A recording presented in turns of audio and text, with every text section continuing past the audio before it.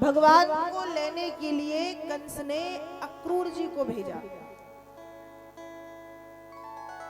अक्रूर जी आए हैं लेने।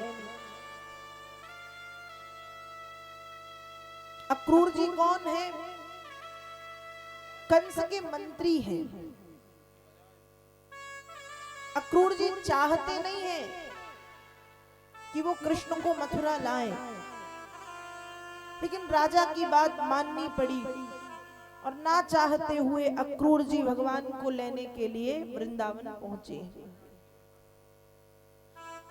जब वृंदावन पहुंचे तो अक्रूर जी में से भी सोचते हुए जा रहे थे कि बताओ मैं कितना अभागा हूं, कितना बड़ा पापी हूं कि मैं मेरे प्यारे भतीजे कृष्ण को इसलिए लेने के लिए जा रहा हूं जिससे कंस उसे मार सके। कितना पापी हूं मैं, ऐसा सोचते हुए अक्रूर जी वृंदावन पहुंचे। अब अक्रूर जी जब वृंदावन पहुंचे तो वृंदावन में भगवान ने सबसे पहले काका जी कह के अक्रूर जी को प्रणाम किया। काका श्री कह के प्रणाम किया है, बार बार प्रणाम। अक्रूर जी अब और मन में दुखी हो गए कि बताओ ये मुझे काका कहता है और मैं इसको कंस के पास ले जाऊंगा। पर फिर भी मन में पत्थर रख के, हृदय में पत्थर रख के अक्रूर जी महाराज यशोदा मैया और नंद बाबा से मिले और नंद यशोदा से कहा कि नंद बाबा और मैया, कृष्ण को कंस ने अपनी रंगशाला देखने के लिए बुलाया है। कृष्ण बलदेव को कंस ने अपनी रंगशाला देखने के लिए बुलाया है, यज्ञ का आमंत्रण भेजा है, तो आप कहें मैं कृष्ण को ले जाऊं। अब जैसे ही मैया ने सुना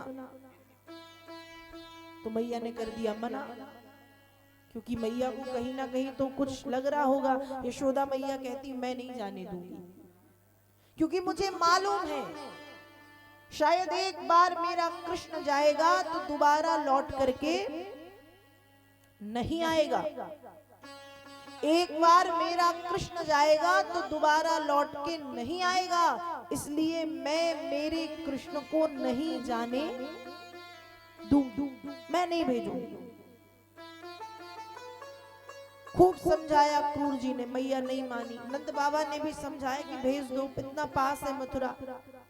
मैया नहीं मानी, सुनने के लिए तैयार नहीं।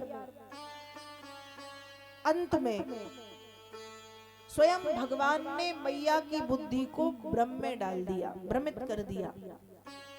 मतलब मैया सोच विचार में डूब गई कि मैं कृष्ण को जाने दूं, ना जाने दूं, भेजूं, ना भेजूं, क्या करूं और क्या ना करूं। सोच विचार में मैया डूबी रही, डूबी रही, डूबी रही। इतने में अक्रूर जी के साथ कृष्ण बलदेव दोनों रथ पर बैठे और रथ पर बैठ करके इन्होंने वृंदावन से मथुरा जाने का निर्णय ले लिया। भगवान तो चल दिए। अब भगवान के वियोग में ब्रजवासियों की स्थिति बड़ी दयनीय। यशोदा मैया मानो शोक के समुद्र में डूब गई। राधा जी यमुना जी किनारे बैठ के दिन रात रोती हैं, गोपियां रोती हैं, ग्वाल वाल रोते हैं, सब रोते हैं। सबको रोता हुआ छोड़ करके भगवान चले गए। बीच रास्ते में जब यमुना जी आई तो यमुना जी में अक्रूर जी ने स्नान किया, और जब अक्रूर जी ने यमुना जी में स्नान किया तो भगवान ने अक्रूर जी के भ्रम को दूर किया। भ्रम कैसा? अक्रूर जी को जो भ्रम है कि कृष्ण एक साधारण बालक है, कृष्ण एक सामान्य बच्चा है, उस भ्रम को दूर किया। अक्रूर जी नहाने के लिए जब पानी के भीतर गए तो अक्रूर जी ने देखा कि कृष्ण जल के भीतर है। अक्रूर जी सोच रहे हैं कि कृष्ण तो पानी में आए ही नहीं, कृष्ण को तो मैंने रथ पे छोड़ा है, तो ये पानी के भीतर कैसे।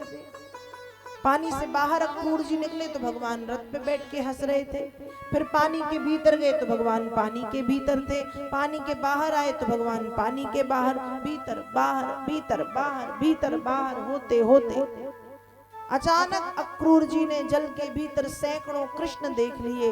अक्रूर जी समझ गए कि मेरा कृष्ण कोई साधारण बालक नहीं है, मुझे डरने की जरूरत नहीं है। यहाँ रथ पर बिठाल करके अक्रूर जी भगवान को मथुरा ले गए।